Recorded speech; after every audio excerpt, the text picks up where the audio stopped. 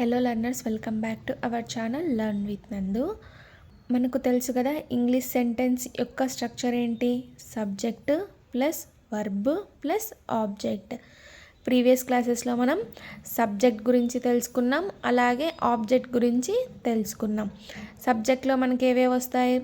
First person singular, first person plural, second person singular, second person plural, అలాగే third person singular, third person plural అని subject గురించి మనం తెలుసుకున్నాం కదా.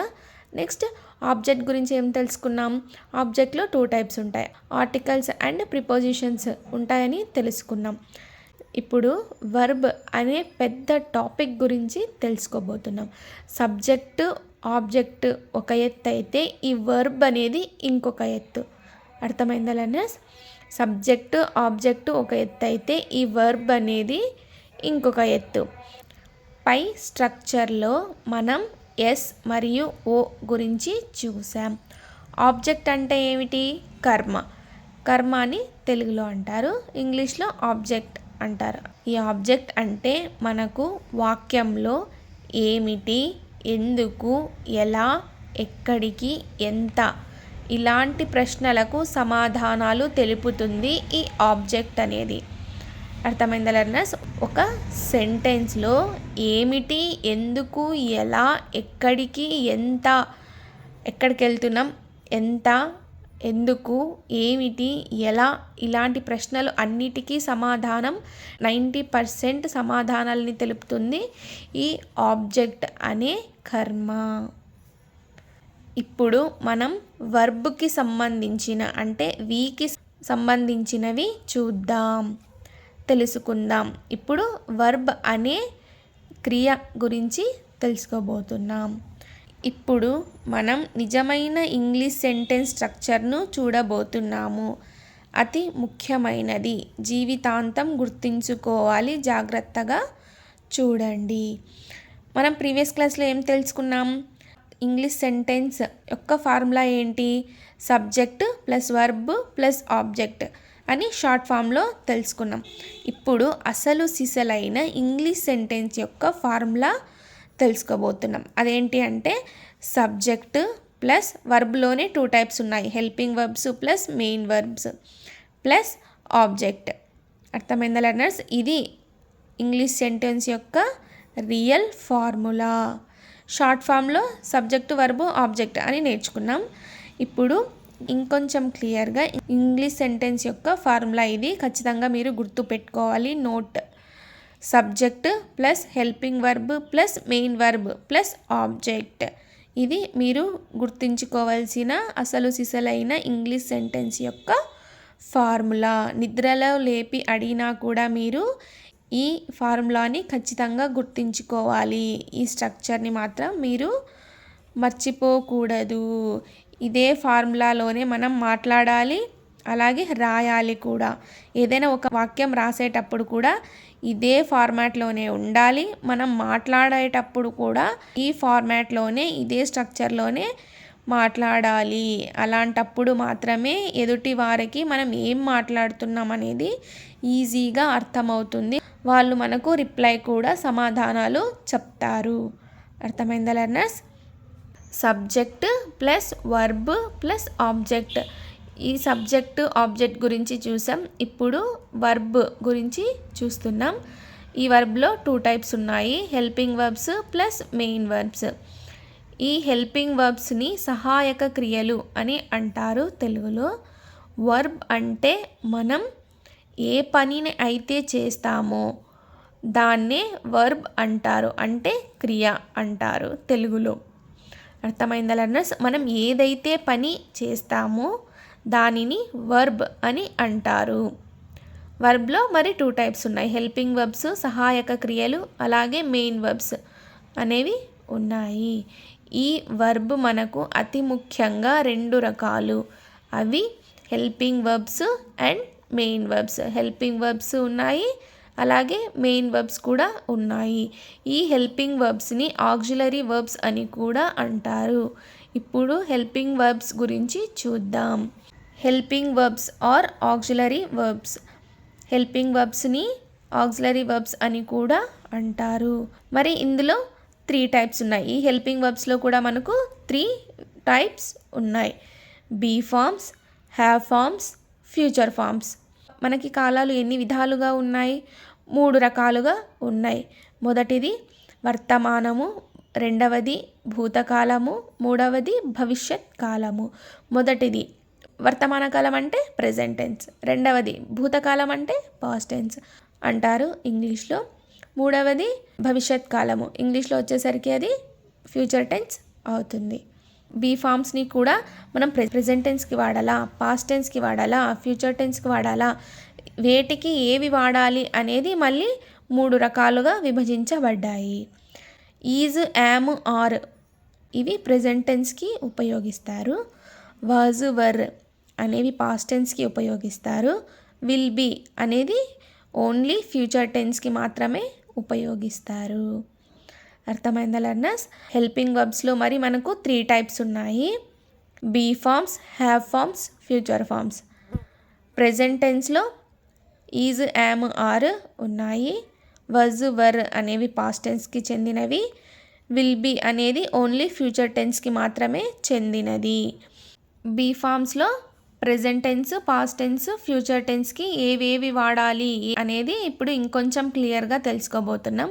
Present టెన్స్లో మనకు యామ్, ఈజ్, ఆర్ ఉన్నాయి. పాస్ట్ టెన్స్లో వాజ్, వర్ ఉన్నాయి. ఫ్యూచర్ టెన్స్లో విల్ బీ మాత్రమే ఉంది. ఈ బీ ఫార్మ్స్ అనేవి ఎక్కడ వాడాలి అని అంటే మనకు రన్నింగ్ సెంటెన్స్, స్టాప్ సెంటెన్స్ 2 ఉంటాయి అని క్లాస్ మొదలు పెట్టినప్పుడే మీకు చెప్పాను.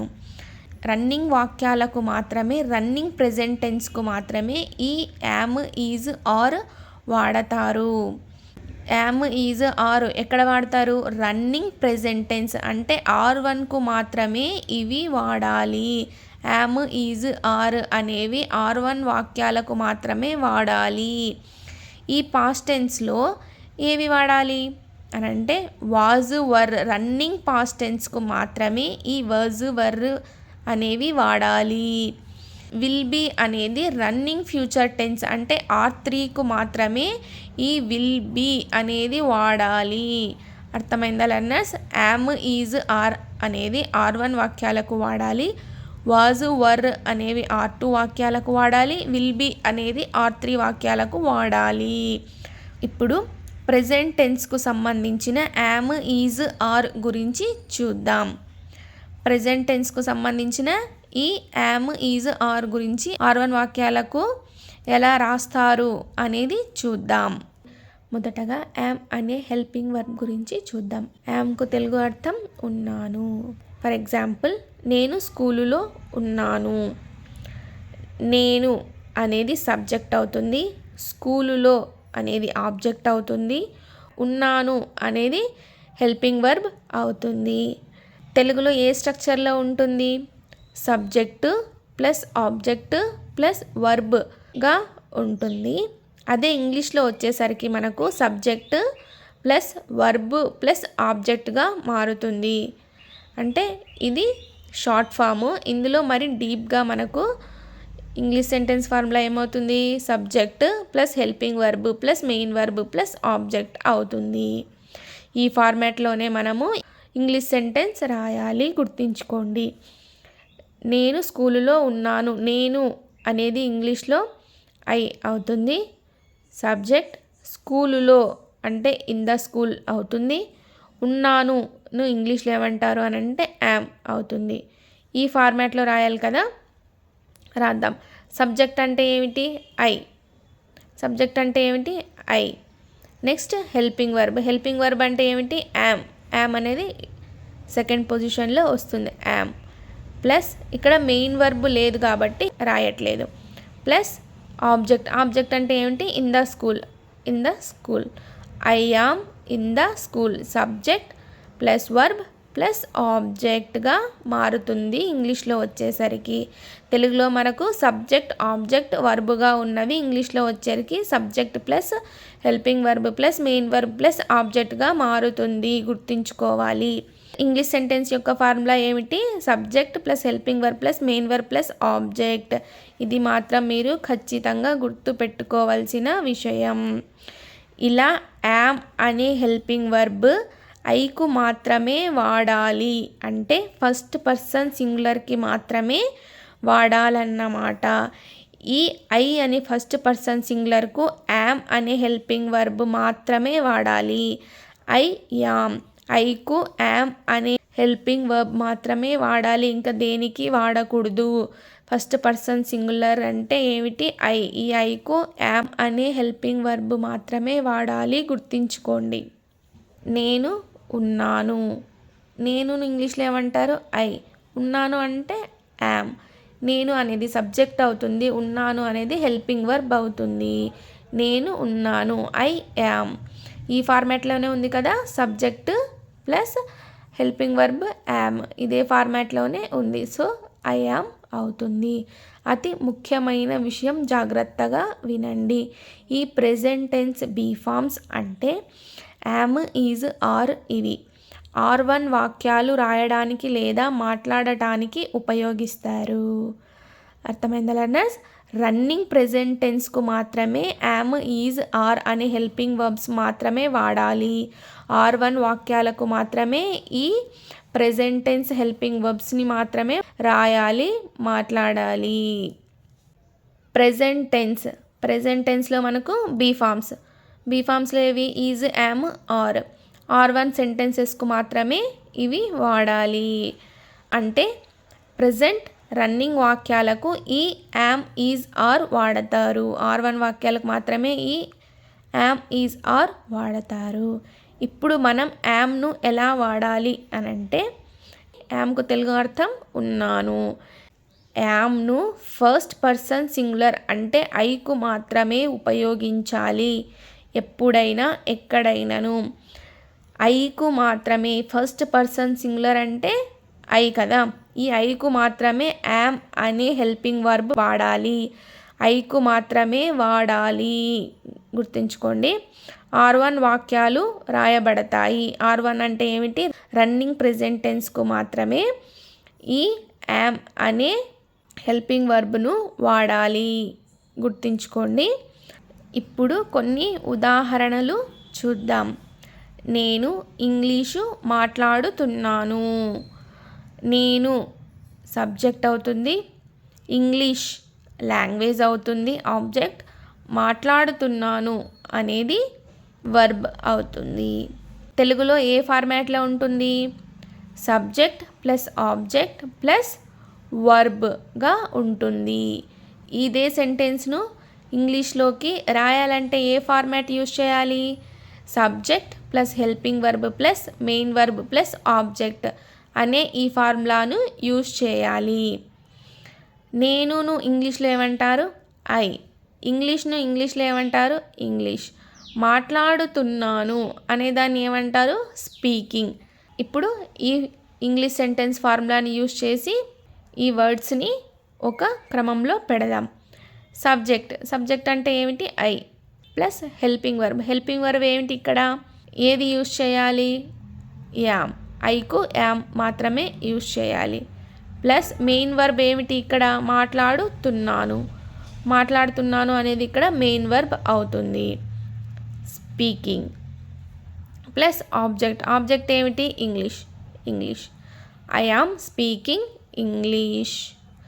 రన్నింగ్ ప్రెజెంట్ టెన్స్కు మాత్రమే ఈ యామ్ అనే హెల్పింగ్ వర్బ్ను వాడతారు. ఇక్కడ ఐఎన్జీ ఫామ్ ఎందుకు వచ్చింది అని అంటే, ఐఎన్జీ అంటేనే రన్నింగ్ అంటేనే ఐఎన్జీ ఫామ్, గుర్తుంచుకోండి. R1 అంటేనే రన్నింగ్ ప్రెజెంట్ టెన్స్ కాబట్టి ఐఎన్జీ ఫామ్ వస్తుంది.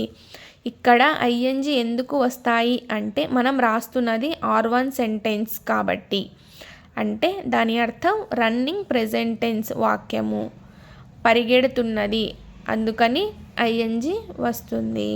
నెక్స్ట్, నేను పని చేస్తున్నాను. నేను ఇంగ్లీష్లో ఏమంటారు? ఐ. పనిని ఇంగ్లీష్లో ఏమంటారు? వర్క్. చేస్తున్నాను ఇంగ్లీష్లో ఏమంటారు? డూయింగ్. డూయింగ్ అంటే డూ ప్లస్ ఐఎన్జీ. ఇక్కడ కూడా ఐఎన్జీ ఫామ్ వచ్చింది, చూసారు? ఎందుకంటే ఇది రన్నింగ్ సెంటెన్స్ కాబట్టి, అందులోనూ రన్నింగ్ ప్రెజెంట్ టెన్స్ R1 కాబట్టి. నేను అనేది సబ్జెక్ట్ అవుతుంది, చేస్తున్నాను అనేది వర్బ్ అవుతుంది. ఈ సెంటెన్స్ని మనం ఇప్పుడు ఇంగ్లీష్ సెంటెన్స్ స్ట్రక్చర్ని యూస్ చేసి ఇంగ్లీష్ సెంటెన్స్ వాక్యాన్ని రాద్దాం. సబ్జెక్ట్ ఏమిటి ఇక్కడ ఐ, ప్లస్ హెల్పింగ్ వర్బ్ ఏమిటి యామ్, ప్లస్ మెయిన్ వర్బ్ ఏమిటి ఇక్కడ డూయింగ్ అనేది మెయిన్ వర్బ్, ప్లస్ ఆబ్జెక్ట్ ఏమిటి వర్క్, ఐ యామ్ వర్కింగ్ లేదా ఐ యామ్ డూయింగ్ వర్క్ అని కూడా అనొచ్చు. ఈ వర్క్ ప్లస్ డూయింగ్ కలిపితే వర్కింగ్ అవుతుంది. వర్క్ ప్లస్ డూయింగ్ అని అర్థం. R1 అంటేనే రన్నింగ్ కాబట్టి ఐఎన్జి వాడాలి, గుర్తుంచుకోండి. నేను నిద్రపోతున్నాను అంటే ఇప్పుడు నిద్రపోతూ ఉన్నాను. నేను ఇంగ్లీష్లో ఏమంటారు ఐ. నిద్రపోతూ ఉన్నాను ఇంగ్లీష్లో ఏమంటారు యామ్. నిద్రపోతూ అనడాన్ని ఏమంటారు sleeping. Subject plus helping verb plus main verb I am sleeping అవుతుంది. నేను క్లాస్లో నిద్రపోతూ ఉన్నాను రన్నింగ్ ప్రెజెంట్ టెన్స్ అవుతుంది R1. నేను ఇంగ్లీష్లో ఐ అంటారు, క్లాస్లో అంటే ఆబ్జెక్ట్, ఇంగ్లీష్లో ఇన్ ద క్లాస్ అవుతుంది. నిద్రపోతూ అనేదాన్ని ఇంగ్లీష్లో స్లీపింగ్ అంటారు. ఉన్నాను అనేదాన్ని ఇంగ్లీష్లో యామ్ అంటారు. ఇప్పుడు ఇంగ్లీష్ సెంటెన్స్ స్ట్రక్చర్ యొక్క ఫార్ములా ఏమిటి subject plus helping verb plus main verb plus object కదా. I am sleeping in the class అవుతుంది. నేను రాస్తూ ఉన్నాను. నేను ఇంగ్లీష్లో ఏమంటారు ఐ. రాస్తూ అంటే రైటింగ్ అవుతుంది. ఉన్నాను ఇంగ్లీష్లో ఏమంటారు యామ్. నేను అనేది సబ్జెక్ట్ అలానే వస్తుంది. యామ్ ఉన్నాను అనేది ఇటు సైడ్కి వస్తుంది హెల్పింగ్ వర్బ్. రాస్తూ అనేది మెయిన్ వర్బ్ ఇటు సైడ్కి వస్తుంది. ఐ యామ్ రైటింగ్ అవుతుంది. Subject plus helping verb plus main verb. నేను ఎగ్జామ్స్ రాస్తూ ఉన్నాను. నేను ఇంగ్లీష్లో ఏమంటారు ఐ. ఎగ్జామ్స్ ఇంగ్లీష్లో ఏమంటారు ఎగ్జామ్స్. రాస్తూ అనడాన్ని ఇంగ్లీష్లో ఏమంటారు రైటింగ్. ఉన్నాను అనేదాన్ని ఇంగ్లీష్లో ఏమంటారు యామ్. సబ్జెక్ట్ ఏమిటి ఇక్కడ ఐ అనేది అలానే వస్తుంది. హెల్పింగ్ వర్బ్ ఏమిటి ఇక్కడ ఉన్నాను అనేది ఇటు సైడ్కి వస్తుంది. మెయిన్ వర్బ్ అనేది ఇటు సైడ్కి వెళ్ళిపోతుంది. ఐ యామ్ రైటింగ్ అవుతుంది. ఎగ్జామ్స్ అంటే అలానే వస్తుంది exams. I am writing exams అవుతుంది. I am writing ING form అంటేనే ఇక్కడ రన్నింగ్ సెంటెన్స్ అని అర్థం. రన్నింగ్ సెంటెన్స్కు ఖచ్చితంగా ఐఎన్జీ ఫామ్ వాడాలి. నేను వంట చేస్తూ ఉన్నాను. నేను ఇంగ్లీష్లో ఏమంటారు ఐ. వంట చేస్తూ అనడాన్ని ఇంగ్లీష్లో ఏమంటారు కుకింగ్. ఉన్నాను అంటే యామ్ అని ఈ హెల్పింగ్ వర్బ్ వస్తుంది. నేను అనేది సబ్జెక్ట్ అలానే వస్తుంది. హెల్పింగ్ వర్బ్ అనేది ఇటు సైడ్కి వస్తుంది. మెయిన్ వర్బ్ అనేది ఇటు సైడ్కి వెళ్ళిపోతుంది. ఇంగ్లీష్లో వచ్చేసరికి యామ్ కుకింగ్ అవుతుంది. ఐ యామ్ కుకింగ్ అవుతుంది. యామ్ వచ్చిందంటే ఐ మాత్రమే సబ్జెక్ట్ వాడాలి. ఐ అనే సబ్జెక్ట్కు ఖచ్చితంగా యామ్ అనే హెల్పింగ్ వర్బ్ మాత్రమే వాడాలి. నేను ఆలోచిస్తూ ఉన్నాను. నేను ఇంగ్లీష్లో ఏమంటారు ఐ. ఆలోచిస్తూ అనడాన్ని ఇంగ్లీష్లో ఏమంటారు థింకింగ్. ఉన్నాను అంటే యామ్. ఈ సెంటెన్స్ని ఈ ఫార్ములాట్లో రాయాలి. సబ్జెక్ట్ ఏమవుతుంది ఇక్కడ ఐ ప్లస్ హెల్పింగ్ వర్బ్ ఏమవుతుంది ఉన్నాను యామ్ ప్లస్ మెయిన్ వర్బ్ ఏమవుతుంది ఇక్కడ thinking. So I am thinking అవుతుంది. R1 అయితే ఐఎన్జీ ఫామ్ తప్పనిసరి, గమనించగలరు. నేను వేచి ఉంటున్నాను. నేను ఇంగ్లీష్లో ఏమంటారు ఐ. వేచి ఉంటూ అనేదాన్ని ఏమంటారు వెయిటింగ్. ఉన్నాను అంటే yam. Subject plus helping verb yam plus waiting అనేది మెయిన్ వర్బ్ అవుతుంది. ఐ యామ్ వెయిటింగ్ అవుతుంది. నేను నీ కోసం వేచి ఉంటున్నాను. నేను ఇంగ్లీష్లో ఏమంటారు ఐ. నీ కోసం అంటే ఇంగ్లీష్లో ఏమంటారు ఫర్ యూ. వేచి ఉంటూ అనడాన్ని ఇంగ్లీష్లో ఏమంటారు వెయిటింగ్. ఉన్నాను ఇంగ్లీష్లో ఏమంటారు యామ్. ఇప్పుడు ఈ వాక్యాన్ని ఈ ఫార్ములా యూస్ చేసి మనం ఈ స్ట్రక్చర్లో పెడదాం.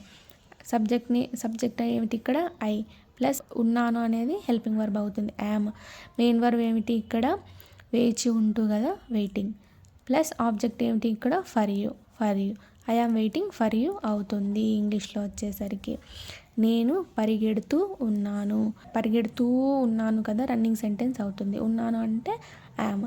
నేను అనేది సబ్జెక్ట్ అవుతుంది. పరిగెడుతూ అనేది మెయిన్ వర్బ్ అవుతుంది. ఉన్నాను అనేది హెల్పింగ్ వర్బ్ అవుతుంది. I plus helping verb plus main verb కదా.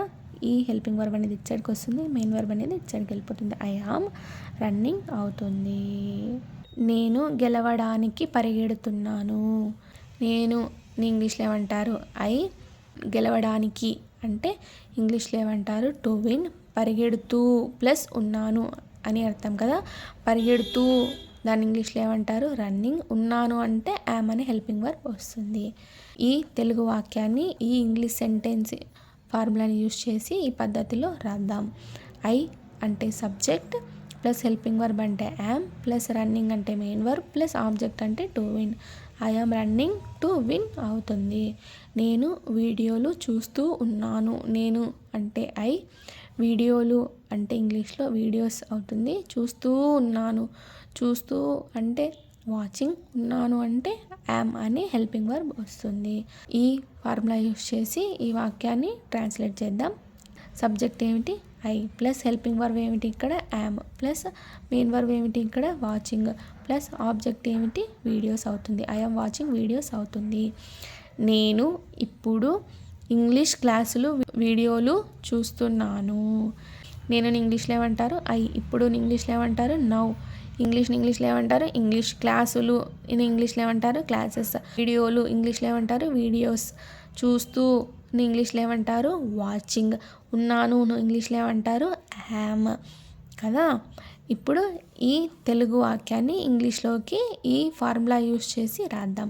సబ్జెక్ట్ ఏమిటి? ఇక్కడ ఐ ప్లస్ హెల్పింగ్ వర్బ్ ఏమిటి? ఇక్కడ యామ్, ఉన్నాను యామ్ ప్లస్ మెయిన్ వర్బ్ ఏమిటి? ఇక్కడ చూస్తున్నానంటే వాచింగ్ ప్లస్ ఆబ్జెక్ట్ ఏమవుతుంది? ఇక్కడ ఇంగ్లీష్ క్లాసులు వీడియోలు అవుతుంది. ఇంగ్లీష్ క్లాసెస్ వీడియోస్ అవుతుంది.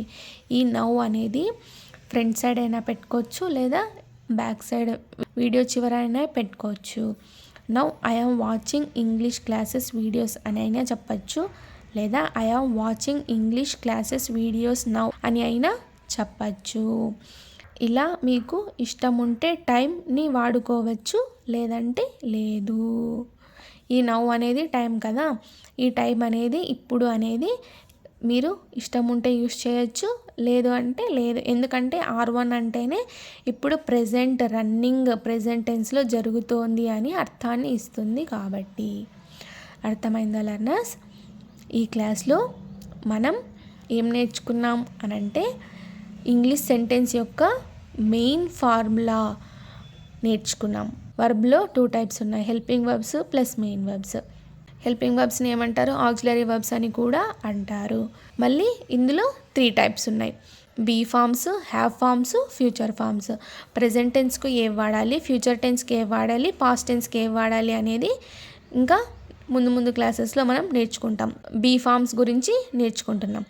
బీ ఫార్మ్స్లో మనకు 3 టైప్స్ ఉన్నాయి, ప్రెజెంట్ టెన్స్కు సంబంధించినవి, పాస్ట్ టెన్స్కు సంబంధించినవి, అలాగే ఫ్యూచర్ టెన్స్కు సంబంధించిన బీ ఫార్మ్స్ చూసాం. ప్రెజెంట్ టెన్స్కు సంబంధించిన యామ్ అనే బీ ఫార్మ్ గురించి తెలుసుకున్నాం. యామ్కు తెలుగు అర్థం ఏమిటి? ఉన్నాను. ఈ ఉన్నానును ఎక్కడ వాడాలి, ఏ సబ్జెక్ట్కు వాడాలి అనంటే ఫస్ట్ పర్సన్ సింగులర్కి ఐకి మాత్రమే వాడాలి. R1 వాక్యాలకు రన్నింగ్ ప్రెజెంట్ టెన్స్కు మాత్రమే, అందులోనూ ఫస్ట్ పర్సన్ సింగులర్కు మాత్రమే ఈ యామ్ అనే బీ ఫామ్ను వాడాలి. Thank you so much for watching this video. Please subscribe to learn with Nandu channel for more videos. Thank you.